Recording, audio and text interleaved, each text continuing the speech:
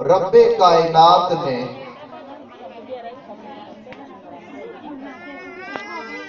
لوگوں کی اصلاح کے لیے، خیر اور بھلائی کی طرف رہنمائی کے لیے 1.25 لاکھ انبیاء کرام کو بھیجا۔ میں آپ کی توجہ چاہوں گا، انشاءاللہ میں کوشش کروں گا آپ کا زیادہ وقت نہ لوں، انتہائی مختصر وقت میں اپنی معروضات کو سمیٹنے کی کوشش کروں گا۔ آپ کی توجہ چاہتا ہوں۔ رب کائنات نے لوگوں کی اصلاح کے لیے، خیر اور بھلائی کی طرف رہنمائی کے لیے 1.25 لاکھ انبیاء کرام کو بھیجا۔ رب کائنات نے جس نبی کو بھی بھیجا، بطور دلیل اور ثبوت کے اسے کوئی نہ کوئی معجزہ بھی ضرور عطا فرمایا۔ ہر نبی کو معجزہ عطا کیا گیا، جس طرح دیگر انبیاء کرام کو معجزات سے نوازا گیا، اسی طرح رب کائنات نے اپنے محبوب کو بھی بہت سے معجزات عطا فرمائے۔ بعض علماء نے لکھا ہے، نبی کریم علیہ السلام کو تقریباً 3000 معجزات عطا کیے گئے۔ دیگر انبیاء اور نبی کریم علیہ السلام کے معجزات میں فرق یہ ہے کہ جس طرح باقی انبیاء کی نبوت دائمی نہیں تھی، بلکہ ان کی نبوت وقتی تھی، تو جس طرح ان کی نبوت وقتی تھی، دائمی اور ابدی نہیں، ان کو جو معجزات عطا کیے گئے وہ بھی وقتی معجزات تھے، دائمی اور ابدی معجزات نہیں تھے۔ مگر چونکہ نبی کریم علیہ السلام کی نبوت ابدی ہے، آپ کی نبوت دائمی ہے، آپ کی نبوت ہمیشہ کے لیے ہے، آپ کی نبوت تا صبح قیامت تک کے لیے ہے، آپ کی نبوت کبھی ختم ہونے والی نہیں ہے۔ اسی لیے رب کائنات نے آپ کو بعض معجزات بھی ایسے عطا فرمائے کہ جو معجزات ابدی ہیں، دائمی ہیں، ہمیشہ کے لیے ہیں۔ جس طرح آپ کی نبوت ختم ہونے والی نہیں، اس طرح آپ کو عطا کیے گئے بعض معجزات بھی ختم ہونے والے نہیں۔ میں بات کو زیادہ لمبا نہیں کروں گا، صرف چند معجزات کی طرف میں اشارہ کروں گا۔ پہلا معجزہ، رب کائنات نے اپنے محبوب کو جو عطا کیا اور جو دائمی معجزہ ہے، وہ معجزہ یہ ہے کہ آپ کے امتیوں میں سے جو امتی بھی حج کے لیے جاتا ہے، طواف کے لیے جاتا ہے، بیت اللہ کی زیارت کے لیے جاتا ہے، جب وہ جا کے شیطان کو پتھر مارتا ہے، جمرات کی رمی کرتا ہے، شیطان کو کنکر مارتا ہے، تو جس کی حاضری بارگاہ الہی میں قبول ہوتی ہے، اس کے کنکر بارگاہ الہی میں اٹھا لیے جاتے ہیں، وہ زمین پر نہیں چھوڑے جاتے۔ یہ نبی کریم علیہ السلام کو معجزہ عطا کیا گیا۔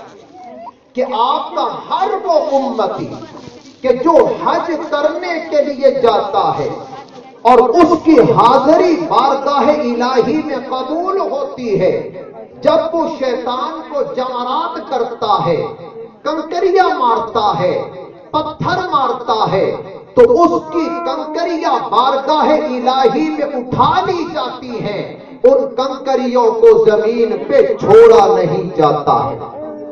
آپ حضرات جانتے ہیں حج کے موقع پر 50 لاکھ افراد حج بیت اللہ کے لیے تشریف لے جاتے ہیں، اور 10 ذی الحجہ کو بھی شیطان کو پتھر مارے جاتے ہیں، 11 کو بھی، 12 کو بھی، اور اگر کوئی مارنا چاہے تو 13 کو بھی مار سکتا ہے۔ تو 10 سے لے کر 13 تک ہر آدمی اگر کنکر مارے تو ایک آدمی کے 70 کنکر بنتے ہیں۔ ایک آدمی کے کنکروں کی تعداد 70 ہوتی ہے۔ اب 50 لاکھ کا مجمع ہو اور ہر حاجی 70 کنکر مارے تو آپ اندازہ لگائیں کہ وہاں پر کتنی بڑی مقدار کنکروں کی جمع ہونی چاہیے۔ وہاں تو انبار لگ جانا چاہیے، وہاں تو ڈھیر لگ جانا چاہیے، وہاں تو پہاڑ کھڑا ہو جانا چاہیے، مگر آپ حیران ہوں گے اتنی بڑی تعداد کنکریاں مارتی ہے، مگر وہاں پر انتہائی مختصر سی مقدار کنکریوں کی نظر آتی ہے، بڑی مقدار کنکریوں کی نظر نہیں آتی۔ مفتی شفیع صاحب مفتی اعظم پاکستان گزرے ہیں رحمہ اللہ، وہ فرماتے ہیں کہ 1300 سال تک، یہ میں ان کے الفاظ نقل کر رہا ہوں، مفتی محمد شفیع صاحب رحمہ اللہ، میں ان کے الفاظ نقل کر رہا ہوں، وہ فرماتے ہیں کہ 1300 سال تک وہاں سے کنکر اٹھانے کی نوبت ہی نہیں آئی۔ سب کہہ دیجئے سبحان اللہ۔ 1300 سال تک، 1300 سال تک لاکھوں لوگ حج کے لیے تشریف لے گئے، انہوں نے کنکر مارے، 1300 سال تک وہاں سے کنکر اٹھانے کی نوبت ہی نہیں آئی۔ اب کچھ حجاج کی تعداد بھی بڑھ گئی، پھر شر کا زمانہ بھی، شر بھی غالب آتا جا رہا ہے، بدی کا غلبہ ہو رہا ہے، اب ہمارے اندر بھی کمزوریاں آ گئی ہیں، ہمارے اندر بھی اس درجے کا اخلاص نہیں رہا، اب کچھ نہ کچھ نوبت آتی ہے کنکریاں اٹھانے کی، مگر اس مقدار میں نہیں کہ جس مقدار میں کنکر مارے جاتے ہیں، لاکھوں حجاج کنکر مارتے ہیں، ان کے کنکروں کی تعداد کروڑوں میں بنتی ہے، مگر اس کے باوجود وہاں معمولی مقدار میں کنکر جمع ہوتے ہیں، کوئی بڑی مقدار میں کنکر جمع نہیں ہوتے۔ ایک تو یہ اللہ کے نبی کا دائمی معجزہ ہے، اور دوسرا معجزہ جو رب کائنات نے آپ کو عطا فرمایا اور آپ کا یہ ابدی اور دائمی معجزہ ہے، ہمیشہ کے لیے معجزہ ہے کہ رب کائنات نے آپ کے صدقے آپ کی امت تک، آپ کی امت کو اور قیامت تک آنے والے اہل ایمان کو زمزم کی نعمت سے نواز دیا۔ رب کائنات نے آپ کو زمزم کی نعمت سے نوازا۔ اب میں آپ کی توجہ چاہتا ہوں، آپ کا یہ چھوٹا سا علاقہ ہے، یہاں آبی ضرورت پوری کرنے کے لیے، یہاں پانی کی ضرورت پوری کرنے کے لیے کتنے ٹیوب ویل لگے ہوں گے اور کتنا انتظام کیا جاتا ہوگا۔ چھوٹا سا علاقہ ہے، مختصر سی آبادی ہے، مگر یہاں کتنے ٹیوب ویل لگے ہیں اور پانی پہنچانے کے لیے کتنا انتظام کیا جاتا ہے، مگر اس کے باوجود بھی آپ دیکھتے ہیں آبی ضرورت پوری نہیں ہوتی۔ 2 گھنٹے پانی آتا ہے، 4 گھنٹے نہیں آتا، صبح آتا ہے، دوپہر کو نہیں آتا، دوپہر کو آتا ہے، شام کو نہیں آتا۔ چھوٹا سا علاقہ ہے، اس کی آبی ضرورت کو پورا کرنے کے لیے ہمیں بڑی مقدار میں ٹیوب ویلوں کی ضرورت پڑتی ہے۔ لیکن اب ذرا غور کیجئے، لاکھوں لوگ حج کے لیے جاتے ہیں، لاکھوں لوگ عمرے کے لیے جاتے ہیں، وہ جو حج کے لیے جاتے ہیں، جو عمرے کے لیے جاتے ہیں، وہ جو زائرین ہیں، ان کو بھی زمزم پیش کیا جاتا ہے، وہ بھی زمزم استعمال کرتے ہیں۔ مکہ کے رہنے والے جتنے لوگ ہیں وہ بھی زمزم استعمال کرتے ہیں۔ مکہ کے ارد گرد جتنی آبادیاں ہیں وہاں کے لوگ بھی آب زمزم بھر کے لے جاتے ہیں، وہ بھی آب زمزم استعمال کرتے ہیں۔ پھر مدینہ منورہ مسجد نبوی کے اندر لاکھوں لوگوں کو آب زمزم پہنچایا جاتا ہے، اور پھر صرف اسی پر بس نہیں، پوری دنیا میں آب زمزم پہنچایا جاتا ہے۔ اور آپ حیران ہوں گے وہاں پر کوئی بڑی مقدار میں ٹیوب ویل نہیں لگے، وہاں پر کوئی بہت بڑا انتظام نہیں ہے، معمولی سا انتظام ہے، مختصر سا انتظام ہے، مگر یہ آپ کا معجزہ ہے کہ وہ معمولی سا انتظام بھی پوری امت کے لیے کافی ہو رہا ہے۔ میں پوری جرات کے ساتھ اور بوانگے دہل یہ بات کہوں گا، آپ کوئی ایسا ٹیوب ویل دکھلائیں کہ جو اس قدر پانی مہیا کرتا ہو، آپ کوئی کنواں دکھلائیں جو اس قدر پانی مہیا کرتا ہو، آپ کوئی پانی کا انتظام ایسا دکھلا دیں کہ جو اتنے لوگوں کی ضرورت پوری کرتا ہو۔ یہ اللہ کے محبوب پیغمبر کا معجزہ ہے اور دائمی معجزہ ہے۔ 1450 سال گزر گئے، ایک دن ایسا نہیں گزرا، ایک گھنٹہ ایسا نہیں گزرا، ایک لمحہ ایسا نہیں گزرا کہ حضور کے امتیوں کو آب زمزم نصیب نہ ہوتا ہو۔ یہاں کتنے لوگ ہیں جو حج کے لیے گئے ہوں گے، عمرے کے لیے گئے ہوں گے، وہ جانتے ہیں، ان کے علم میں ہے کہ وہاں کبھی بھی آب زمزم کی شارٹیج نہیں ہوتی، آب زمزم کبھی بھی کم نہیں ہوتا، کبھی ایسا وقت نہیں آتا کہ اعلان کیا جائے کہ آج آب زمزم میسر نہیں ہوگا، کل شام کو آ کے لے جانا، یا شام کو میسر نہیں ہوگا، کل صبح آ کے لے جانا۔ آپ جب بھی وہاں پہنچتے ہیں آب زمزم پہلے سے آپ کا استقبال کرنے کے لیے موجود ہوتا ہے۔ تو پہلا معجزہ کہ جن کا حج قبول ہوگا ان کی کنکریاں بارگاہ الہی میں اٹھا لی جاتی، اور دوسرا معجزہ جو دائمی معجزہ ہے کہ رب کائنات نے آپ کی برکت سے قیامت تک آنے والے انسانوں کے لیے آب زمزم کا انتظام کر دیا۔ اب یہاں میں ایک بات عرض کروں گا، اللہ کے محبوب پیغمبر جب حج کے لیے تشریف لے گئے، رسالت مآب علیہ السلام نے اپنی حیات طیبہ میں صرف ایک حج کیا ہے، اسی کو حجۃ الوداع کہتے ہیں۔ وہ پہلا حج بھی ہے، وہ آخری حج بھی ہے۔ عمرے آپ نے 4 فرمائے ہیں مگر حج آپ نے ایک کیا ہے، اسی کو حجۃ الوداع کہتے ہیں۔ اس حج کے موقع پر اللہ کے محبوب پیغمبر جب طواف زیارت سے فارغ ہوئے، فارغ ہونے کے بعد آپ نے آب زمزم نوش فرمایا، کچھ حصہ آب زمزم کا پیا، پھر جو آب زمزم ڈول میں بچ گیا اللہ کے محبوب پیغمبر نے اپنا وہ بچا ہوا آب زمزم اس کنویں میں واپس انڈیل دیا، تاکہ قیامت تک آنے والا میرا جو بھی امتی آب زمزم پیے گا اس کو میرا جھوٹا پہنچتا رہے گا۔ جب بھی آب زمزم پیو تو یہ سوچ کے پیا کرو کہ میں حضور کا جھوٹا پانی پی رہا ہوں، میں حضور کا جھوٹا پانی پی رہا ہوں۔ اللہ کے محبوب پیغمبر نے اپنا جھوٹا پانی اس میں ڈالا ہے، بچا ہوا پانی اس میں ڈالا ہے۔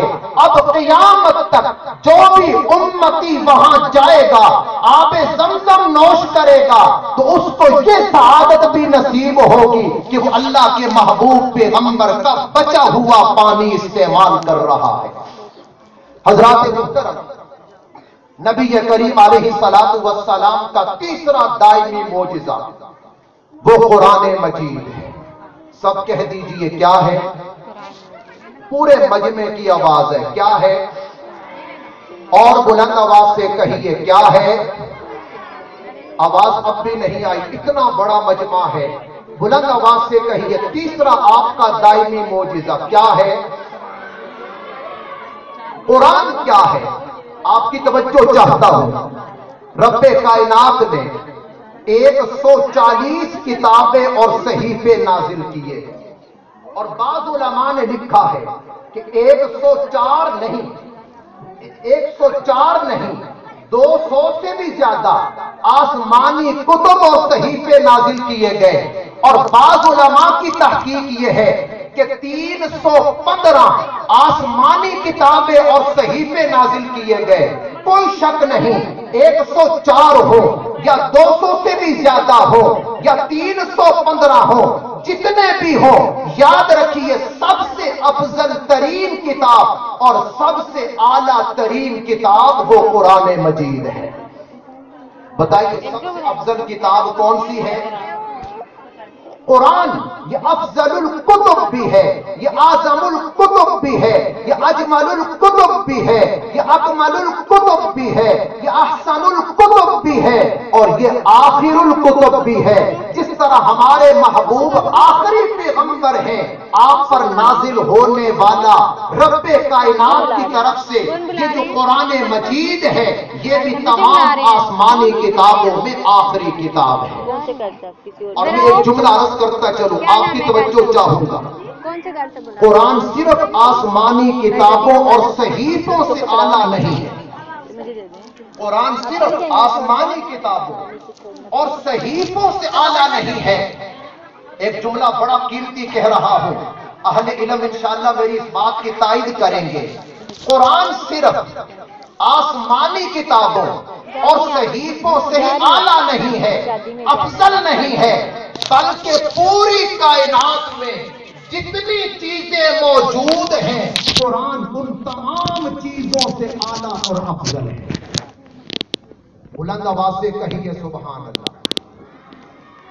قرآن صرف ہمارے یہاں غلط فہمی پائی جاتی ہے، ہم سمجھتے ہیں قرآن افضل ہے تورات سے، قرآن افضل ہے زبور سے، قرآن افضل ہے انجیل سے، قرآن افضل ہے حضرت ابراہیم کو ملنے والے صحیفوں سے، قرآن افضل ہے حضرت موسیٰ کو ملنے والے صحیفوں سے، قرآن افضل ہے ادریس کو ملنے والے صحیفوں سے۔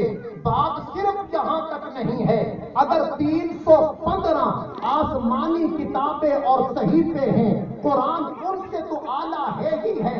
رب کعبہ کی قسم ہے، کائنات میں جتنی چیزیں موجود ہیں ان تمام چیزوں سے اعلیٰ اور افضل رب کا یہ قرآن ہے۔ مسجد اقصیٰ کی فضیلت اپنی جگہ ہے، اس کی فضیلت سے انکار نہیں۔ مکہ مکرمہ کی فضیلت اپنی جگہ ہے، اس کی فضیلت سے انکار نہیں۔ مسجد حرام کی فضیلت اپنی جگہ ہے، اس کی فضیلت سے انکار نہیں۔ مسجد نبوی کی فضیلت اپنی جگہ ہے، اس کی فضیلت سے انکار نہیں۔ بلکہ آپ اوپر چلتے جائیں، سدرۃ المنتہا کی فضیلت اپنی جگہ ہے، اس سے انکار نہیں۔ عرش معلیٰ کی فضیلت اپنی جگہ ہے، اس سے انکار نہیں۔ لوح محفوظ کی فضیلت اپنی جگہ ہے، اس سے انکار نہیں۔ کرسی کی فضیلت اپنی جگہ ہے، اس کی فضیلت سے انکار نہیں۔ یہ تمام چیزیں افضل ہیں، ان کی افضلیت کا انکار نہیں، مگر رب نے اس کائنات میں سب سے افضل جس چیز کو بنایا ہے وہ قرآن مجید ہے۔ قرآن ساری چیزوں سے افضل ہے۔ سب کہہ دیجئے قرآن عرش معلیٰ سے بھی آواز آنی چاہیے، قرآن عرش معلیٰ سے بھی بلند آواز سے، قرآن عرش معلیٰ سے بھی، قرآن لوح محفوظ سے بھی، قرآن کرسی سے بھی، قرآن مکہ المکرمہ سے بھی، قرآن خانہ کعبہ سے بھی، کہتے جائیں قرآن مسجد نبوی سے بھی، کائنات کی ہر چیز سے سب سے افضل کون سی کتاب ہے؟ آپ کہیں گے جی یہ کیسے؟ خانہ کعبہ سے افضل یہ کیسے؟ مسجد نبوی سے افضل یہ کیسے؟ عرش معلیٰ سے افضل یہ کیسے؟ لوح محفوظ سے افضل یہ کیسے؟ کرسی سے افضل یہ کیسے؟ آپ کی توجہ چاہتا ہوں، ایک جملہ کہوں گا، میرا یہ جملہ ضائع نہیں جانا چاہیے. اگر میرا یہ جملہ سمجھ آئے تو پورے مجلے کی زبان پہ سبحان اللہ کے الفاظ ضرور آنے چاہیے. ساری چیزوں سے افضل قرآن مجید ہے، کیونکہ تمام چیزیں باہر کی ہیں. قرآن مجید باہر کا نہیں، یہ اندر کی چیز ہے. اتنا قیمتی جملہ کہا مگر آپ نے سبحان اللہ بہت کی ہوئی. بلند آواز سے کہیے سبحان اللہ. ساری چیزیں عرش معلیٰ باہر کی چیز ہے، اندر کی چیز نہیں. باہر کی چیز ہے، اندر کی چیز نہیں. لوح محفوظ باہر کی چیز ہے، اندر کی چیز نہیں. اسی طرح چلتے جائیے. مدینہ المنورہ باہر کی چیز ہے، اندر کی چیز نہیں. مکہ المکرمہ باہر کی چیز ہے، اندر کی چیز نہیں. خانہ کعبہ باہر کی چیز ہے، اندر کی چیز نہیں. یہ سائڈ پہ کرے تو کوئی گر جائے گا. قرآن باہر کی نہیں، اندر کی چیز ہے. سیڑھیاں آگے بڑھیں. آپ کہیں گے جی کس طرح اندر کی؟ بڑی قیمتی بات عرض کر رہا ہوں. اہل علم میری اس بات کی تائید کریں گے. قرآن اندر کی چیز ہے. اس پوری کائنات میں ابھی تو نہیں ہے بڑا قیمتی جملہ ہے. میرے ساتھی جو پیچھے بیٹھے ہیں میں ان کی بھی توجہ چاہتا ہوں. پوری کائنات میں صرف ایک چیز ایسی ہے، پوری کائنات میں صرف ایک چیز ایسی ہے جو رب کائنات کے اندر سے نکلی ہے. یہ قرآن باہر کی چیز نہیں، یہ رب کائنات کے اندر سے نکلا ہے. یہ اللہ کا کلام ہے. اللہ کے محبوب پیغمبر فرماتے ہیں تبرک بالقرآن فإنہ کلام اللہ فخرج منہ. لوگوں قرآن سے برکت حاصل کرو. قرآن اللہ کا کلام ہے اور یہ اللہ کے اندر سے نکلا ہے. مجھے عزت آجا تھوڑی یہاں پہ اینٹیں پڑی ہیں. آرام سے آرام سے چلے.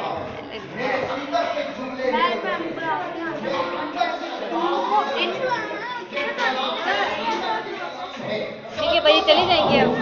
اللہ حافظ. سب کو سلام دے دینا میری چلیں. ٹھیک ہے تو لے جائیں آرام سے.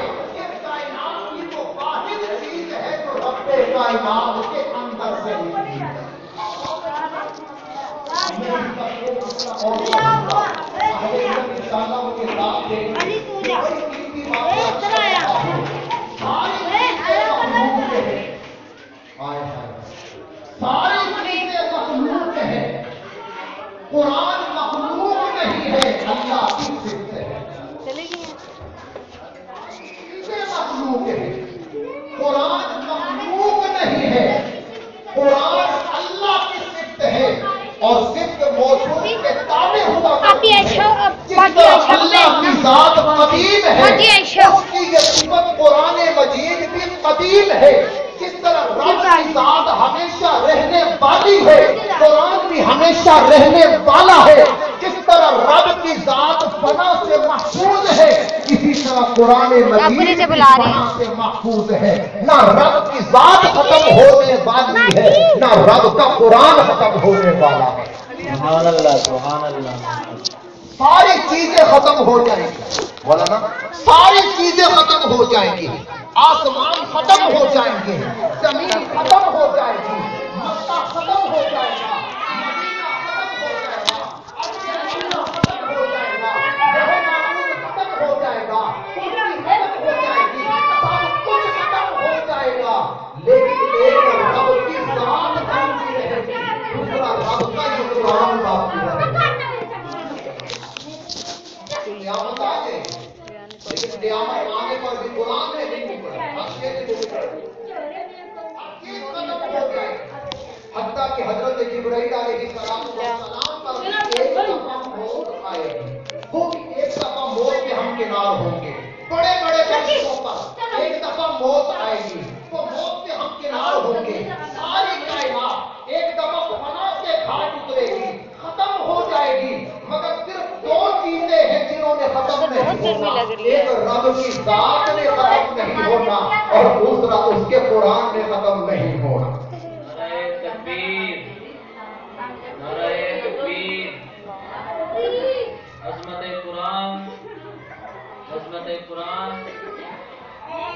اب میں آپ کی توجہ چاہتا ہوں، ایک بڑا قیمتی واقعہ آپ کی خدمت میں عرض کرنے جا رہا ہوں۔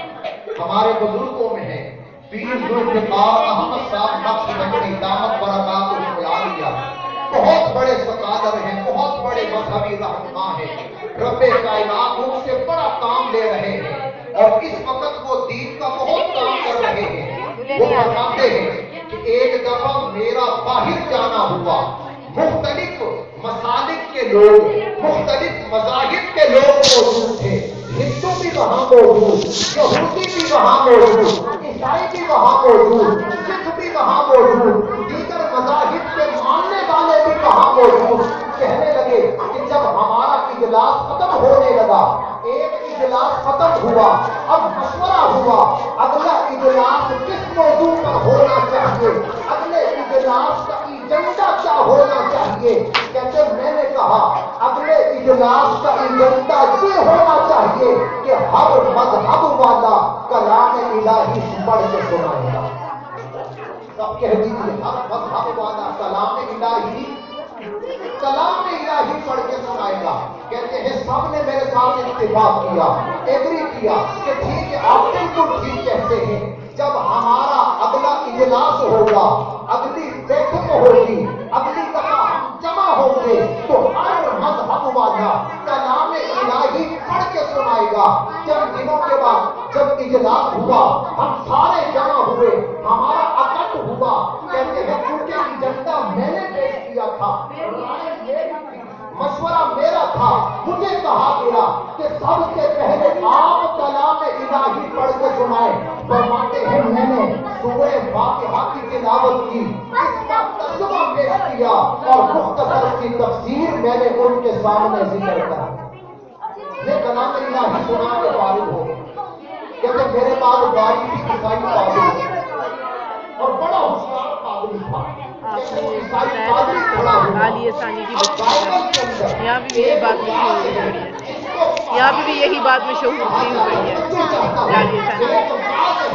جس کو پہاڑی کا بات کہا جاتا ہے، عیسائی پادری کھڑا ہوا اور جھوم جھوم کر پہاڑی کا وہ بات سنانے لگا۔ کہتے ہیں میں نے اس کو ٹوک دیا، میں نے کہا صبر کرو، ہمارا تیز ہوا ہے، کلام الہی سنانا ہے، کلام الہی کو نہیں سنا رہے، بچے کی محبت، بائبل بچے کی محبت ایک ہوئی، انجیل نازل ہوئی عبرانی زبان میں، سریانی زبان میں، وہ زبان اب نہیں ہے، اب تو ترجمہ ہے، تم تو ترجمہ سنا رہے ہو، ترجمے کی بات تو نہیں ہوئی۔ طے ہوا تھا ہر مذہب والا کلام الہی سنائے گا۔ فرماتے جب میں نے یہ نقطہ اٹھایا پورے مجمع کا سناٹا چھا گیا، تھوڑی دیر کے لیے سارے خاموش ہو گئے۔ کچھ دیر کے بعد قریب میں بیٹھا ہوا ایک یہودیوں کا مذہبی رہنما وہ کھڑا ہوا اور اس نے مجھے مخاطب کر کے کہا، اب میں اس کا جملہ نقل کرنے لگا ہوں اور میں چاہتا ہوں جو میری طرف ہو، بڑا قیمتی جملہ ہے۔ اس نے کہا اے مسلمان، تم دنیا میں واحد خوش نصیب قوم ہو کہ جن کے پاس کلام الہی اصلی سبھی شکل و صورت میں موجود ہے۔ ہمارے پاس کلام الہی نہیں ہے، ہمارے پاس ترجمہ ہے، ہمارے پاس آسمانی کو کتاب نہیں ہے جو نازل ہوئی، ہمارے پاس تو ترجمہ ہے۔ پوری دنیا کے اندر تم واحد خوش نصیب قوم ہو، تم واحد خوش نصیب طبقہ ہو کہ جن کے پاس کلام الہی اصلی شکل و صورت میں موجود ہے۔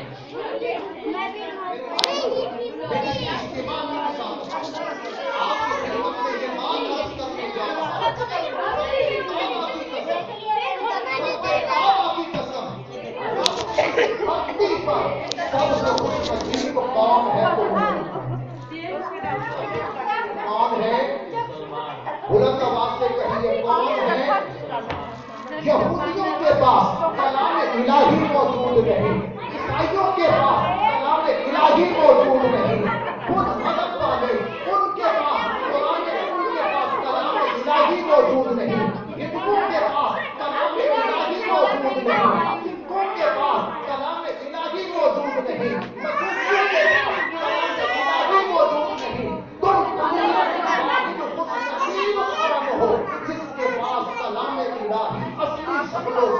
موجود ہے.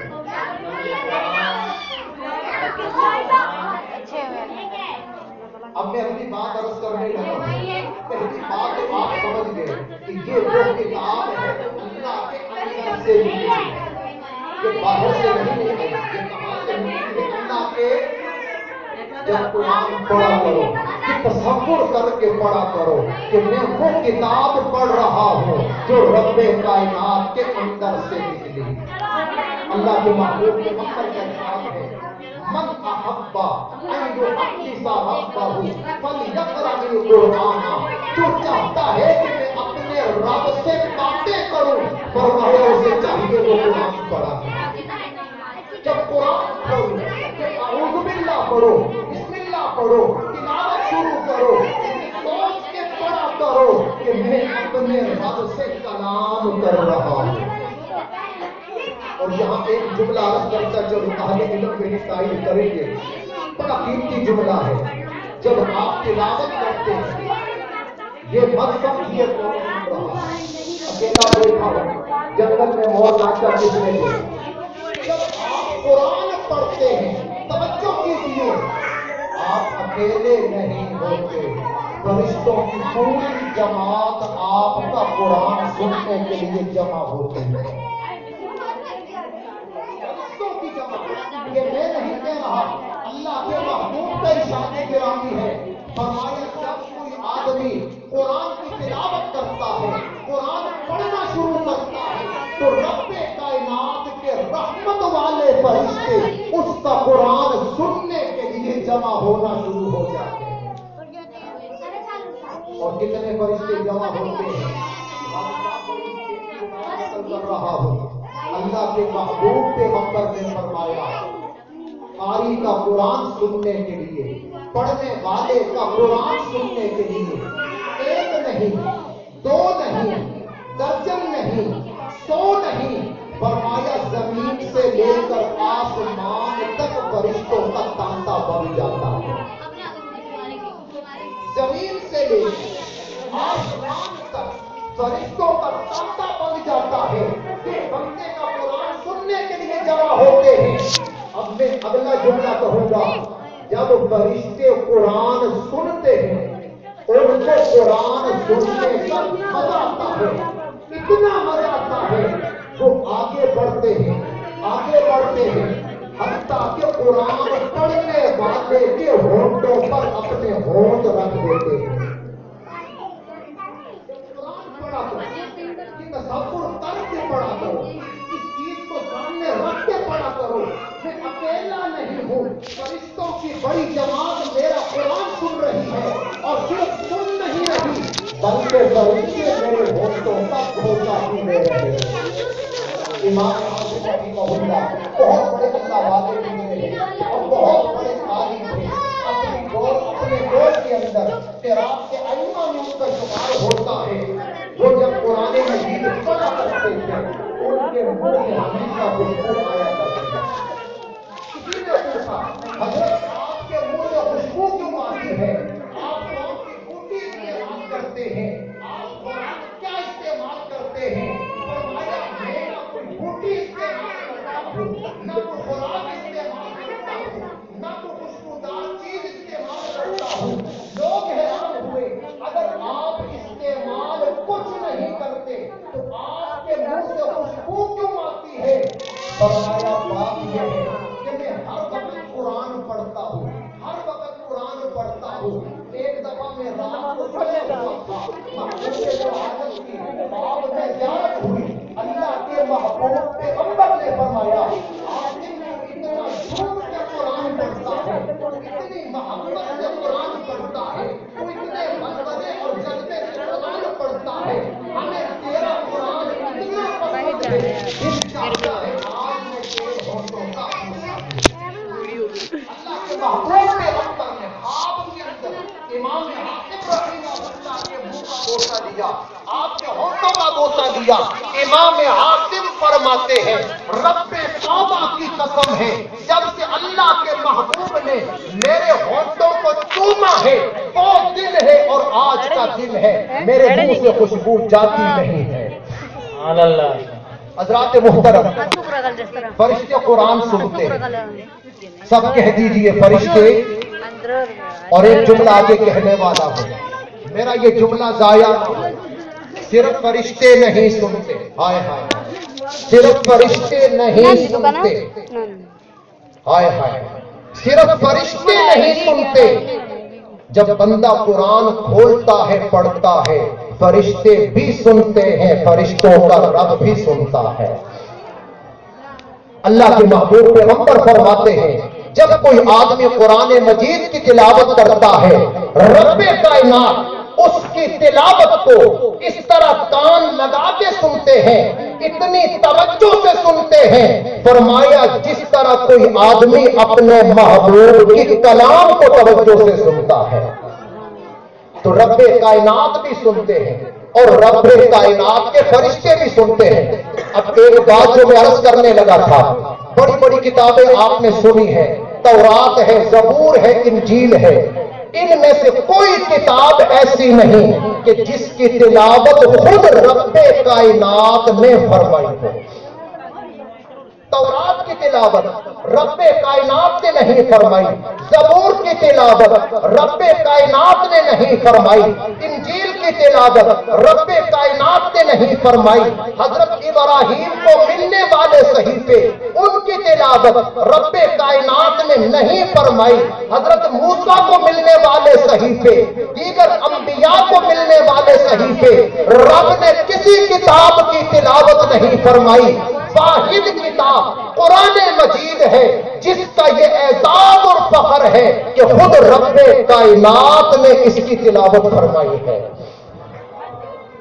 اب میں مولانا قاری طیب صاحب کی بات نقل کرنے لگا ہوں۔ مولانا قاری طیب صاحب فرماتے ہیں بڑوں کی باتیں بڑی ہوتی ہیں، فرمایا جب کوئی قرآن پڑھتا ہے، ہائے ہائے، فرمایا جب کوئی قرآن پڑھتا ہے تو اس کو ایک درجہ رب کے ساتھ بھی مشابہت ہو جاتی ہے اور ایک درجہ رسول اللہ کے ساتھ بھی مشابہت ہو جاتی ہے۔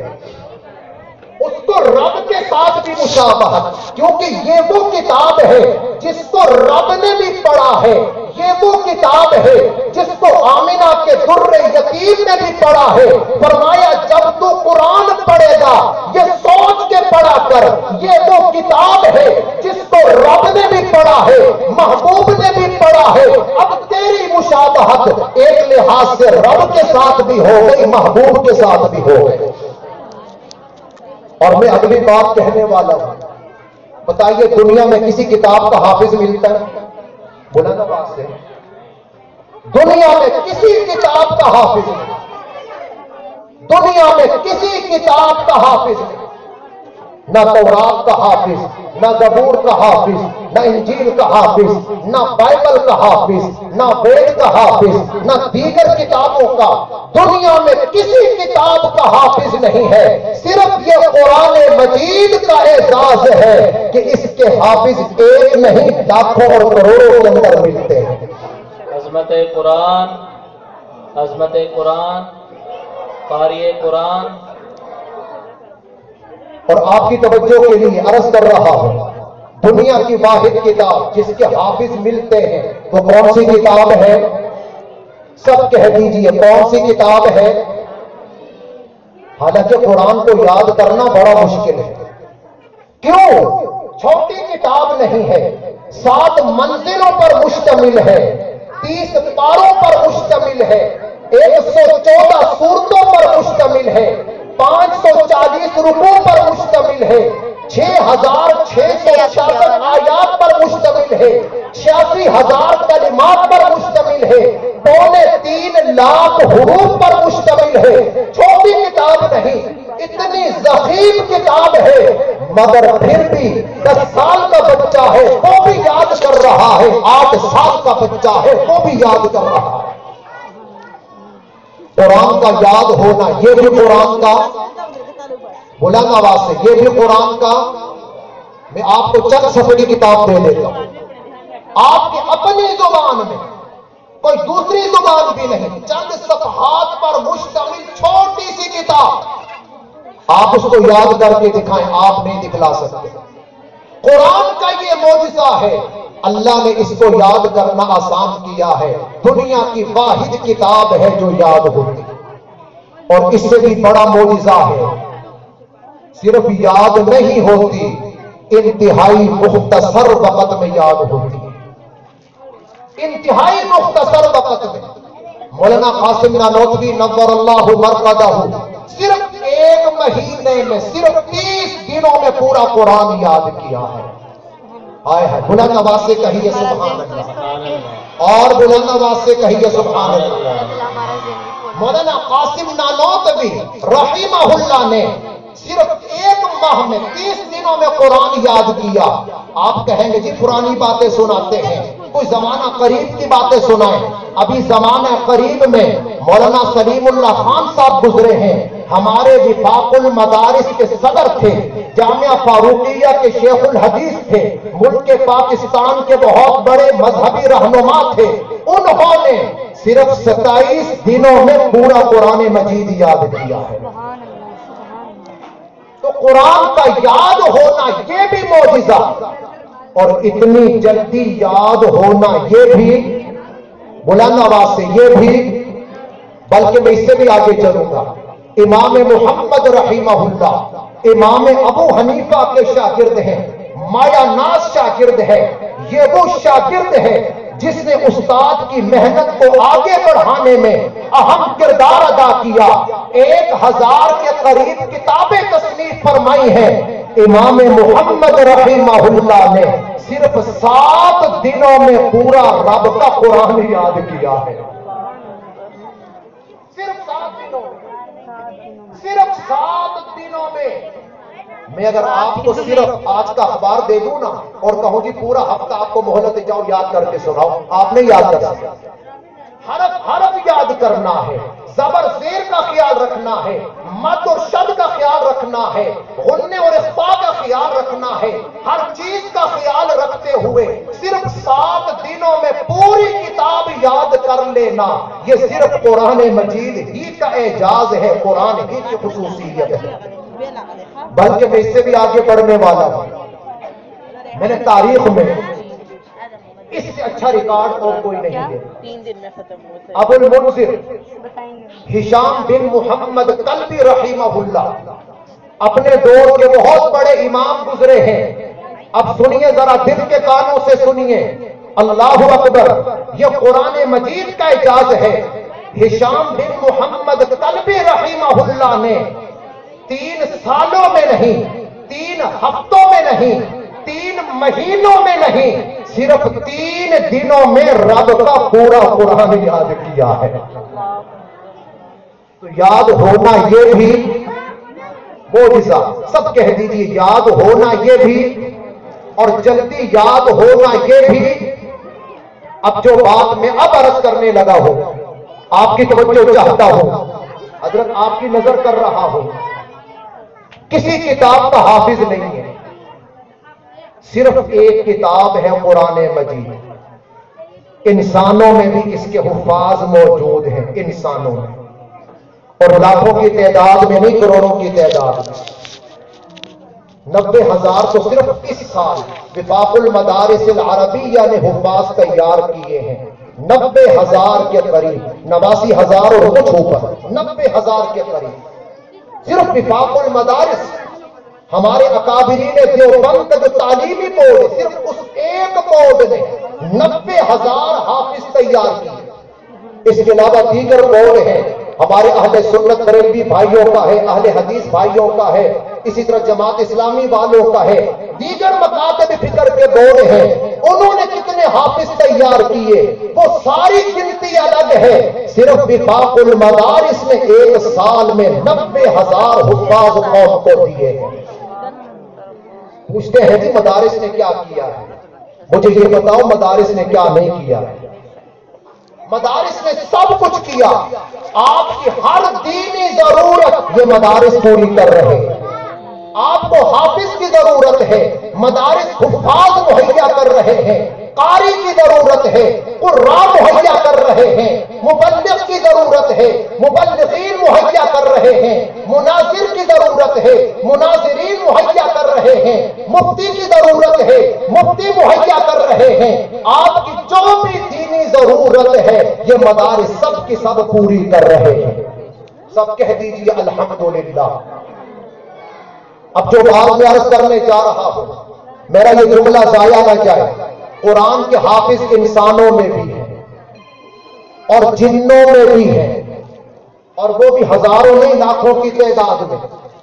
انسانوں میں بھی قرآن کے حافظ موجود، جنوں میں بھی قرآن کے حافظ موجود. اب اگلا جملہ کہنے جا رہا ہوں، یہ کائنات کی واحد کتاب ہے کہ جس کے حفاظ میں رب کا فرشتہ بھی موجود ہے. سبحان اللہ کی آواز نہیں ہے اور بلند آواز سے سبحان اللہ. یہ واحد کتاب ہے. انسانوں میں بھی حفاظ موجود، جنوں میں بھی حفاظ موجود، اور فرشتوں میں بھی. کون سا فرشتہ؟ سید الملائکہ جبرائیل امین. وہ واحد فرشتے ہیں جو رب کائنات کے اس قرآن کے پورے حافظ ہیں. ایک جگہ میں نے یہی بات عرض کر دی، بعد میں مولوی صاحب نے مجھے پکڑ لیا، کہتے جی یہ بات کہاں سے نکالی، جبرائیل بھی قرآن کا حافظ ہے. یہ بات تو پہلی مرتبہ سنی ہے. میں نے کہا یار تم تو صاحب علم ہو، آپ کو تو یہ بات زیب نہیں دیتی آپ مجھ سے ایسا سوال کریں. میں نے کہا مشہور حدیث ہے، آپ نے بارہا سنی، حضرت جبرائیل ہر رمضان نبی کریم علیہ الصلوۃ والسلام کے ساتھ دور فرمایا کرتے تھے. اور دور کون کرتا ہے؟ بلند آواز سے بولیے. غیر حافظ تو دور کر ہی نہیں سکتا. اور میں آج ہی پڑھ رہا تھا، پہلے حضور سنایا کرتے تھے جبرائیل کو اور پھر جبرائیل سناتے تھے حضور کو. دور کرتے تھے. تو یہ واحد کتاب ہے جس کے حفاظ انسانوں میں بھی موجود ہیں، جس کے حفاظ جنوں میں بھی موجود ہیں، اور فرشتوں میں سید الملائکہ جبرائیل امین بھی رب کی اس کتاب کے حافظ. حضرات محترم، اس قرآن کو ہر دور میں ختم کرنے کی کوشش کی، لیکن یاد رکھیے رب کائنات نے اس قرآن کی حفاظت کا ذمہ لیا ہے. قیامت آ سکتی ہے، زمین پھٹ سکتی ہے، آسمان گر سکتا ہے، پہاڑ اپنی جگہ چھوڑ سکتے ہیں، دریاؤں کی روانی تبدیل ہو سکتی ہے، ساری کائنات کی نبضیں تھم سکتی ہیں، سب کچھ ہو سکتا ہے. سورج مشرق چھوڑ کے مغرب سے طلوع ہو سکتا ہے، قیامت آ سکتی ہے، مگر رب کے قرآن کو مٹایا بھی نہیں جا سکتا اور رب کے قرآن کو بدلا بھی نہیں جا سکتا. جو رب کے قرآن کو بدلنے کی کوشش کرتے ہیں وہ خود بدل جاتے ہیں. ان کا کلمہ بھی بدل جاتا ہے، ان کی نماز بھی بدل جاتی ہے، ان کی دیگر دینی عبادات بھی بدل جاتی ہیں. اور تو اور چھوڑیے، ان کے چہرے کا رنگ بھی بدل جاتا ہے. چہرے کا رنگ بدلا رہا ہوتا ہے. یہ قرآن کا منکر جا رہا ہے، قرآن کو بدلنے والا جا رہا ہے. تو نے قرآن کو بدلنے کی کوشش کی، رب نے تیرے چہرے کو بدل کے دنیا کو دکھلا دیا. یہ قرآن کا منکر جا رہا ہے. لا یأتیہ الباطل من بین یدیہ ولا من خلفہ. باطل نہ آگے سے آ سکتا ہے نہ پیچھے سے آ سکتا ہے. انا نحن نزلنا الذکر وانا لہ لحافظون. قرآن اتارا بھی ہم نے ہے اور رب کا وعدہ ہے قرآن کی حفاظت بھی ہم ہی کریں گے. روس کے اندر جب کمیونزم کا نظام نیا آیا، قرآن پر پابندی لگ گئی. سب کہہ دیجئے قرآن پر، قرآن رکھنے پر سزائے موت. 70 سال تک وہاں قرآن موجود نہیں تھا لوگوں کے درمیان. 70 سال تک وہاں قرآن موجود نہیں تھا. لیکن جو بات میں عرض کرنے جا رہا ہوں آپ کی توجہ چاہوں گا، 70 سال قرآن موجود نہیں تھا مگر حفاظ پھر بھی تیار ہو رہے تھے. ایک آدمی سمرقند گیا، یہ روس سے آزاد ہونے والی ریاستوں میں سمرقند ہے. جب وہاں گیا تو وہاں کی جو میزبان تھے مسلمان تھے، انہوں نے اپنے بچے پیش کی، یہ ہمارے بچے ہیں جی، آپ ذرا ان سے قرآن مجید سنیے. انہوں نے پوچھا ان میں کوئی قرآن کا حافظ بھی ہے؟ انہوں نے کہا ہاں یہ بچہ پورے قرآن کا حافظ.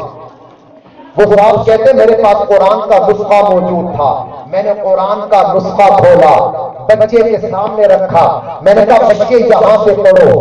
بچہ کبھی مجھے دیکھتا ہے، کبھی قرآن کو دیکھتا ہے، خاموش ہے، پڑھتا نہیں ہے، تلاوت شروع نہیں کرتا۔ میں نے دو آگے پڑھ کے میں نے کہا اچھا بچہ پھر یہاں سے پڑھ کے سناؤ۔ بچہ پھر خاموش ہے، کبھی قرآن کو دیکھتا ہے، کبھی مجھے دیکھتا ہے، پڑھتا نہیں ہے۔ میں نے میزبانوں سے کہا کہ تم تو کہتے ہو بچہ قرآن کا حافظ ہے، حافظ تو دور کی بات ہے، یہ تو دیکھ کر بھی قرآن نہیں پڑھ سکتا۔ انہوں نے کہا جی کہ آپ اس سے دیکھ کر نہ سنیں، یہ واقعتاً ناظرہ نہیں پڑھ سکتا، آپ دیکھ کر نہ سنیں، آپ قرآن بند کر دیں، اس سے زبانی سنیں۔ کہتے میں نے قرآن بند کر دیا، میں نے کہا سورہ نور سناؤ۔ اب قرآن بند ہے، جو ہی میں سوال کرتا ہوں وہ پڑھنا شروع کر دیتا ہے، سورہ نور سنتا ہوں وہ سنا دیتا ہے، 18واں پارہ سنتا ہوں سنا دیتا ہے، 29واں پارہ سنتا ہوں سنا دیتا ہے، دوسرا پارہ سنتا ہوں سنا دیتا ہے۔ میں جہاں سے سنتا جا رہا ہوں، پوچھتا جا رہا ہوں، وہ بچہ مجھے رب کا قرآن سناتا جا رہا ہے۔ کہتے میں بڑا حیران ہوا کہ دیکھ کر یہ پڑھ نہیں سکتا اور زبانی پورا قرآن یاد ہے، ماجرا کیا ہے؟ میں نے گھر والوں سے کہا وجہ کیا ہے؟ دیکھ کر نہیں پڑھ سکتا، زبانی پورا قرآن یاد ہے۔ انہوں نے کہا کہ یہاں قرآن رکھنے پر پابندی تھی، اس بچے نے قرآن دیکھا ہی نہیں ہے، ایک حافظ سے زبانی یاد کیا ہے، اس لیے یہ دیکھ کر نہیں پڑھ سکتا، زبانی سارا قرآن اس کو یاد ہے۔ یہ قرآن کا معجزہ ہے، جس نے قرآن دیکھا ہی نہیں، سب کہہ دیجئے جس نے قرآن، بلند آواز سے جس نے قرآن، اس کو بھی رب کا پورا قرآن زبانی یاد ہے۔ مولانا ظفر احمد عثمانی صاحب رحمہ اللہ شیخ الاسلام، انہوں نے بڑا عجیب واقعہ انڈیا کا نقل کیا ہے۔ فرماتے ہیں وہاں ایک 4 سالہ بچی ہمیں دکھائی گئی، 4 سالہ بچی جس کو پیدائشی طور پر رب کا پورا قرآن یاد تھا۔ پیدائشی کچھ لوگ کہتے ہیں مادرزاد ولی ہے، فلاں آدمی مادرزاد ولی ہے، فلاں آدمی مادرزاد نیک ہے۔ یہ وہ بچی ہے، 4 سال کی بچی، انڈیا میں کانپور ایک علاقہ ہے، وہاں صرف 4 سالہ بچی ہے، پورے قرآن مجید کی حافظہ ہے۔ حضرات محترم، یہ 3 میں نے اللہ کے نبی کے معجزات آپ کے سامنے ذکر کیے۔ اب میں آخری معجزے کی طرف جا رہا ہوں، رسالت امام علیہ السلام کا دائمی معجزہ، یہ مدارس، یہ دین کے مراکز، یہ قرآن کی درسگاہیں، یہ نبی کریم علیہ السلام کا دائمی معجزہ۔ سب سے پہلا مدرسہ کس دن قائم ہوا؟ کون سا مدرسہ ہے؟ آپ کی توجہ چاہتا ہوں۔ سب سے پہلا مدرسہ جس دن اللہ کے نبی پر پہلی وحی نازل ہوئی، اسی دن پہلا مدرسہ بھی قائم ہو گیا۔ پہلا مدرسہ غار حرا ہے، غار حرا پہلا مدرسہ ہے جہاں جبرائیل امین نے رب کائنات کے حکم سے اللہ کے محبوب پیغمبر کو ابتدائی آیات کی تلقین فرمائی۔ اب میں آپ سے پوچھوں گا سب سے پہلی آیات کون سی نازل ہوئی؟ یہ عوام الناس سے پوچھ رہا ہوں، علماء سے نہیں، ماشاءاللہ یہ تو سارے جانتے ہیں۔ سب سے پہلی آیات کون سی نازل ہوئی؟ الحمدللہ، اقرأ بسم ربک الذی خلق، خلق الانسان من علق، اقرأ وربک الاکرم الذی علم بالقلم، علم الانسان ما لم یعلم۔ یہ سب سے پہلے نازل ہونے والی 5 آیات ہیں۔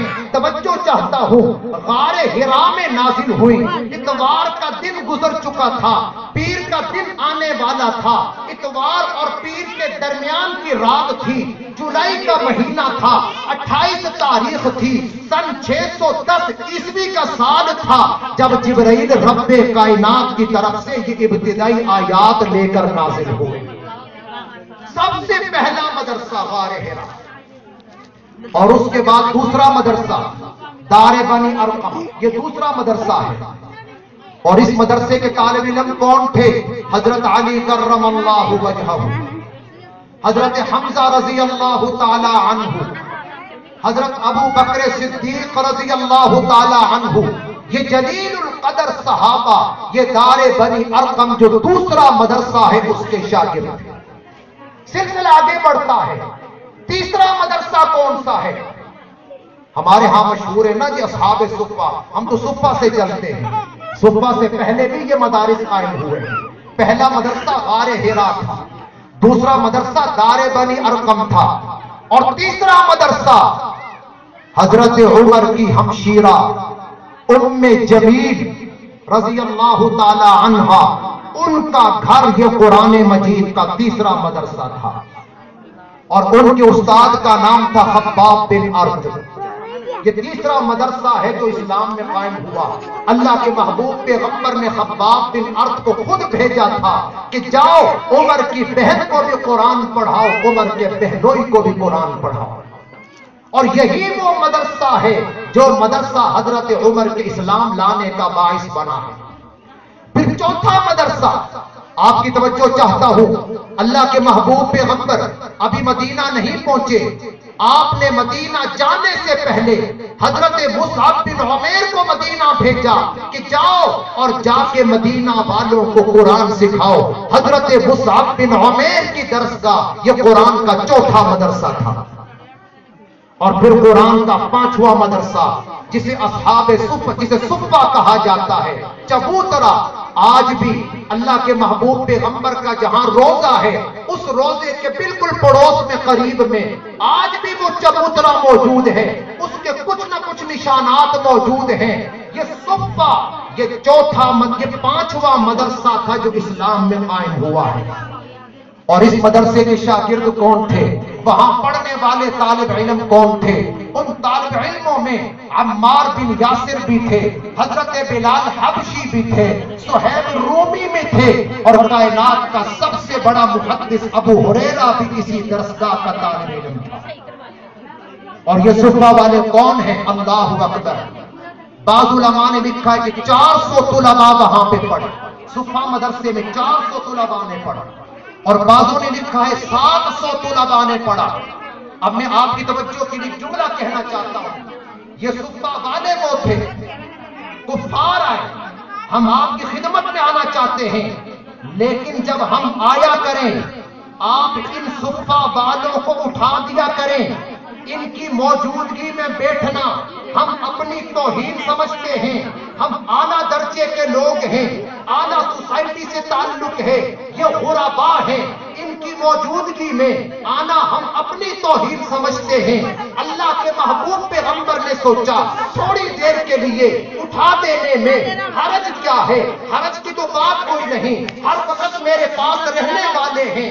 अल्लाह के महबूब पैगंबर ने सोचा जब वो आएंगे उठा दिया करूंगा। रब का पैगाम आया, महबूब फस्बिर लिहुक्म रब्बिक, रब का पैगाम आया, ए महबूब मैं रब तुझे हुक्म देता हूं, काफिरों से कह दीजिए आना चाहते हैं तो जरूर आए, और इनकी मौजूदगी में आना पड़ेगा, इनके साथ बैठना पड़ेगा। अगर इनके साथ बैठना उनको मंजूर नहीं है तो उनका आना मुझे रब को भी मंजूर नहीं है। सुभान अल्लाह, सुभान ये असहाबे सुफ़ा बोलो, रब ने मना किया अपने महबूब, इनको उठाना नहीं, इनके पास बैठिए, इनको अपने साथ बिठाइए, उनको आना मंजूर है तो इनकी मौजूदगी में आए, उनके लिए इनको उठाने की आपको इजाजत नहीं है।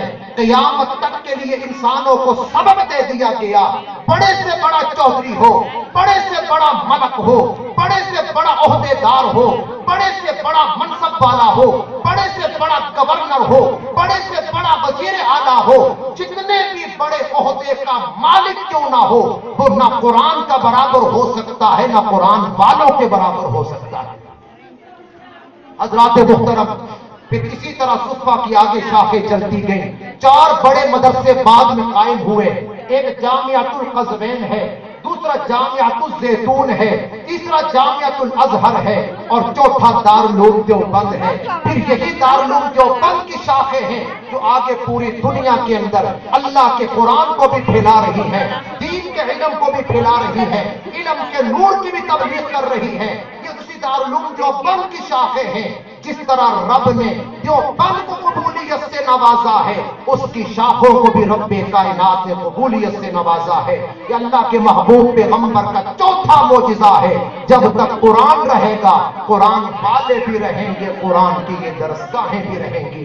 نہ قرآن کو ختم کر سکتا ہے، نہ قرآن والوں کو ختم کیا جا سکتا ہے، نہ قرآن کی درسگاہوں کو ختم کیا جا سکتا ہے۔ اللہ رب العزت ہم سب کو عمل کی توفیق